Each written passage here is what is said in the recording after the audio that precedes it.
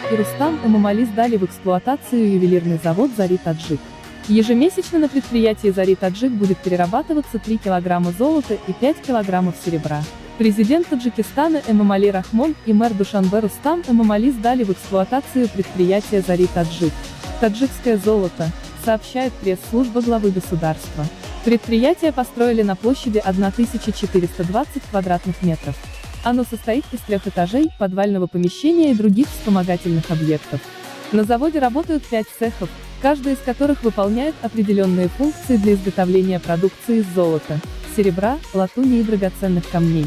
Также завод занимается производством ювелирных украшений для женщин, изготавливает по заказу клиентов различные мини-скульптуры, нагрудные значки, предметы быта и прочее.